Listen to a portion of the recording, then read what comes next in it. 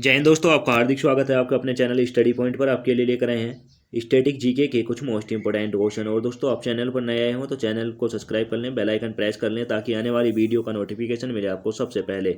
और दोस्तों, वीडियो अच्छी लगे तो दोस्तों में ज़रूर शेयर करें। और दोस्तों, आपने इससे पहले की वीडियो आपने ना देखी हो तो हमारी प्लेलिस्ट से जाकर इससे पहले की वीडियो देख सकते हैं। और दोस्तों, हमारे चैनल पर सभी कम्पिटिटिव एग्जामों की जीके क्वेश्चंस मिलते हैं। इसी के साथ चलते हैं दोस्तों आज की वीडियो के पहले प्रश्न की ओर। जैसे कि आज की वीडियो का पहला प्रश्न है, भारत में कितने राज्य हैं? तो दोस्तों, इसका ऑप्शन नंबर ए है 28, ऑप्शन नंबर बी है 29, ऑप्शन नंबर सी है 26, ऑप्शन नंबर डी है 27। तो दोस्तों, इसका राइट आंसर हो जाएगा ऑप्शन नंबर ए यानी 28। वर्तमान में भारत में 28 राज्य हैं। इसी के साथ चलते हैं दोस्तों, इसके बारे में कुछ इंपॉर्टेंट पॉइंट्स बहुत जान लेते हैं। जैसे कि दोस्तों, अपने भारत में कौन कौन से राज्य हैं? भारत में 28 राज्य हैं। ये हैं आंध्र प्रदेश, असम, अरुणाचल प्रदेश, बिहार, छत्तीसगढ़, गोवा, गुजरात, हरियाणा, हिमाचल प्रदेश, झारखंड, कर्नाटक, केरल, मध्य प्रदेश, महाराष्ट्र, मणिपुर, मेघालय, मिजोरम, नागालैंड, उड़ीसा, पंजाब, राजस्थान, सिक्किम, तमिलनाडु, तेलंगाना, त्रिपुरा, उत्तराखंड, उत्तर प्रदेश और पश्चिमी बंगाल। दोस्तों, यह 28 राज्य है। भारत में 28 राज्य हैं। और दोस्तों, 8 केंद्र शासित प्रदेश हैं। वर्तमान में जम्मू कश्मीर से धारा 370 हटने पर उसके 2 खंडों में केंद्र शासित प्रदेश बना दिया है। इसी के साथ चलते हैं दोस्तों अगले प्रश्न की ओर। जैसे कि अगला प्रश्न है दोस्तों, भारतीय संविधान के किस अनुच्छेद में कहा गया है कि भारत फेडरेशन नहीं है? तो दोस्तों, बताना है किस अनुच्छेद में कहा गया है कि भारत फेडरेशन नहीं है। तो दोस्तों, इसका ऑप्शन नंबर ए है अनुच्छेद 1, ऑप्शन नंबर बी है अनुच्छेद 2, ऑप्शन नंबर सी है अनुच्छेद 14, ऑप्शन नंबर डी है अनुच्छेद 21। तो दोस्तों, इसका राइट आंसर हो जाएगा ऑप्शन नंबर ए यानी अनुच्छेद 1। अनुच्छेद 1 में भारतीय संविधान में कहा गया है कि भारत एक फेडरेशन नहीं है। और दोस्तों, इसी के बारे में इंपॉर्टेंट पॉइंट्स वो जान लेते हैं। जैसे कि व्याख्या की गई है, भारत संविधान के अनुच्छेद 1 में कहा गया है कि भारत राज्यों का संघ है और फेडरेशन नहीं है। यानी कि दोस्तों, अनुच्छेद 1 में बताया गया है कि भारत एक राज्यों का संघ है। इसी के साथ चलते हैं दोस्तों अगले प्रश्न की ओर। जैसे कि अगला प्रश्न है, भारत के केंद्र शासित प्रदेशों के संबंध में सही कथन चुनिए। तो दोस्तों, बताना है केंद्र शासित प्रदेशों के संबंध में कौन सा कथन सत्य है। तो दोस्तों, पहला कथन है, केंद्र शासित प्रदेश की अवधारणा को संविधान की 8वीं संशोधन द्वारा जोड़ा गया था। और दोस्तों, कथन दूसरा है, पुदुचेरी को 1954 के बाद भारत गणराज्य में मिला दिया गया था। तो दोस्तों, इसके ऑप्शन देख लेते हैं। जैसे कि इसके ऑप्शन है, ऑप्शन नंबर 1 है केवल कथन 1, ऑप्शन नंबर बी है केवल कथन 2, ऑप्शन नंबर सी है 1 और 2 कथन दोनों, ऑप्शन नंबर डी है इन निम्न में से कोई नहीं। तो दोस्तों, इसका राइट आंसर हो जाएगा ऑप्शन नंबर बी यानी केवल कथन 2 सही है। तो दोस्तों, केवल कथन 2 यानी कथन दूसरा है दोस्तों, पुदुचेरी को 1954 के बाद भारत गणराज्य में मिला दिया गया, यानी कि यह सत्य है। इसी के साथ चलते हैं दोस्तों अगले प्रश्न की ओर। जैसे कि अगला इसकी दोस्तों व्याख्या है, फ्रांसीसी शासन से स्वतंत्रता प्राप्त करने के बाद 1954 में पुदुचेरी को भारत गणराज्य में मिला दिया गया। 1963 में इसे आंशिक राज्य का दर्जा प्रदान किया गया। यानी कि दोस्तों, 1963 में इसे पुदुचेरी को राज्य का दर्जा दे दिया गया।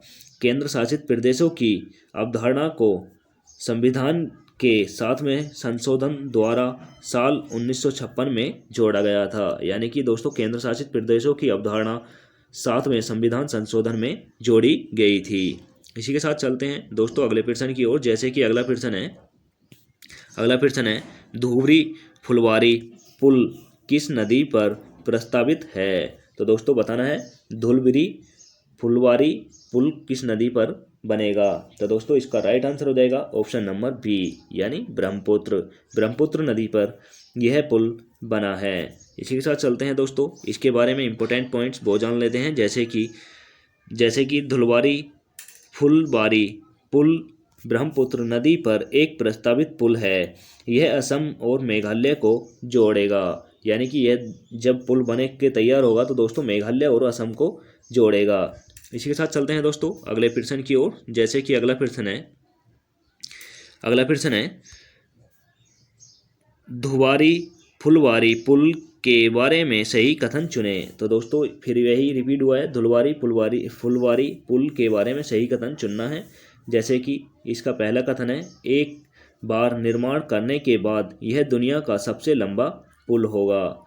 और दूसरा कथन है, यह मेघालय में फुलवारी और असम में धुलवारी के बीच की दूरी को 200 किलोमीटर से घटाकर लगभग 19 किलोमीटर कर देगा। तो दोस्तों इसका ऑप्शन देख लेते हैं। जैसे कि इसके ऑप्शन है, केवल कथन 1, ऑप्शन नंबर बी है केवल कथन 2, ऑप्शन नंबर सी है 1 और 2 दोनों, ऑप्शन नंबर डी है निम्न में से कोई नहीं। तो दोस्तों इसका राइट आंसर हो जाएगा ऑप्शन नंबर बी, यानी केवल कथन 2। तो दोस्तों इसका केवल कथन 2 है, यह मेघालय में फुलवारी और असम में धुवारी के बीच की दूरी 200 किलोमीटर से घटाकर 19 किलोमीटर कर देगा। यह सत्य कथन है। इसी के साथ चलते हैं दोस्तों अगले पॉइंटों की ओर। जैसे कि इसके बारे में पॉइंट दिए गए हैं, धुलवारी फुलवारी पुल पानी पर बना भारत का सबसे लंबा पुल होगा। और दोस्तों और यह 19 किलोमीटर से अधिक लंबा होगा। यह पुल मेघालय में फुलवारी और असम में धुवारी के बीच की दूरी को 200 किलोमीटर से घटाकर लगभग 19 किलोमीटर कर देगा। दोस्तों यह इसकी व्याख्या थी। इसी के साथ चलते हैं दोस्तों अगले प्रश्न की ओर। जैसे कि अगला प्रश्न है दोस्तों, कैबिनेट द्वारा किशोर न्यायालय अधिनियम के नवीनतम संशोधन के अनुसार कौन सा न्यायिक किशोर द्वारा किए गए अपराध की प्रकृति का निर्धारण करेगा। तो दोस्तों बताना है किशोर के द्वारा किया गया अपराध किसका निर्धारण कौन करेगा। तो दोस्तों इसका ऑप्शन नंबर ए है जिला मजिस्ट्रेट, ऑप्शन नंबर बी है किशोर न्याय बोर्ड, ऑप्शन नंबर सी है दीवानी न्यायालय के न्यायाधीश, ऑप्शन नंबर डी है उच्च न्यायालय के न्यायाधीश। तो दोस्तों इसका राइट आंसर हो जाएगा ऑप्शन नंबर बी, यानी किशोर न्याय बोर्ड। किशोर न्याय बोर्ड इसकी अवधारणा करेगा। इसी के साथ चलते हैं दोस्तों इसके बारे में इंपॉर्टेंट पॉइंट्स वो जान लेते हैं। जैसे कि किशोर न्याय अधिनियम में नवीनतम संशोधन के अनुसार किशोर न्याय बोर्ड अपराधी की प्रकृति का निर्धारण करेगा। इसी के साथ चलते हैं दोस्तों इसके बारे में अगले प्रश्न की ओर। जैसे कि अगला प्रश्न है, किशोर न्याय अधिनियम के अनुसार जनघन्य अपराध के मामले में न्यूनतम सजा क्या होगी। तो दोस्तों बताना है किशोर जनघन्य अपराध में न्यूनतम सजा क्या होगी। तो दोस्तों इसका ऑप्शन नंबर ए है 7 साल, ऑप्शन नंबर बी है 6 साल, ऑप्शन नंबर सी है 5 साल, ऑप्शन नंबर डी है 1 साल। तो दोस्तों इसका राइट आंसर हो जाएगा ऑप्शन नंबर ए, यानी 7 साल। 7 साल की सज़ा कम से कम होगी। इसी के साथ चलते हैं दोस्तों अगले प्रश्न की ओर। इसकी बारे में व्याख्या की गई है। जैसे किशोर न्याय अधिनियम के अनुसार जनघन्य अपराध के मामले में न्यूनतम सजा 7 साल होगी। चलते हैं दोस्तों अगले प्रश्न की ओर। जैसे कि अगला प्रश्न है, भारत का राष्ट्रीय गीत वंदे मातरम सर्वप्रथम कहाँ प्रकाशित हुआ था। तो दोस्तों इसका राइट आंसर हो जाएगा ऑप्शन नंबर ए, आनंद मठ में भारत का राष्ट्रीय गीत वंदे मातरम सबसे पहले प्रकाशित हुआ था। इसी के साथ चलते हैं दोस्तों इसके बारे में व्याख्या देख लेते हैं।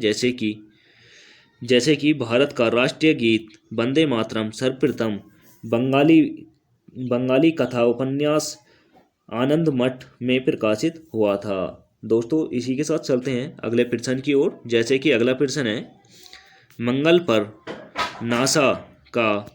पर नासा का प्रेवेसियर रोवर कब उतरा। तो दोस्तों इसका ऑप्शन नंबर ए है 16 फरवरी 2021, ऑप्शन नंबर बी है 18 फरवरी 2021, ऑप्शन नंबर सी है 20 फरवरी 2021। ऑप्शन नंबर डी है 19 फरवरी 2021। तो दोस्तों इसका राइट आंसर हो जाएगा ऑप्शन नंबर बी, यानी 18 फरवरी 2021 को मंगलयान पर नासा का प्रेबेरसन रोवर उतरा था। चलते हैं दोस्तों इसके बारे में इंपॉर्टेंट पॉइंट्स वो जान लेते हैं, जैसे कि 18 फरवरी 2021 को मंगल ग्रह के जेजरो क्रेटर पर प्रेबेशर रोवर सफलतापूर्वक उतरा। इसी के साथ चलते हैं दोस्तों अगले प्रश्न की ओर, जैसे कि अगला प्रश्न है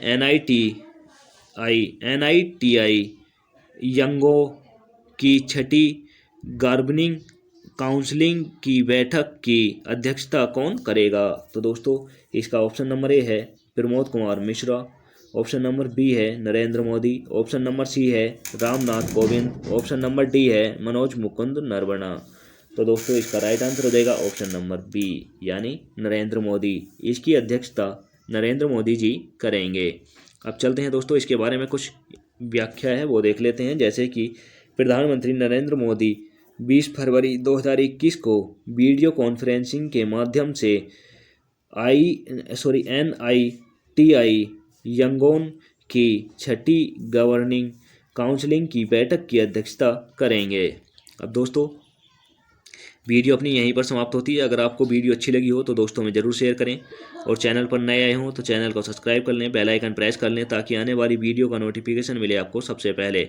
और दोस्तों मिलते हैं नेक्स्ट वीडियो के साथ। जय हिंद, वंदे मातरम।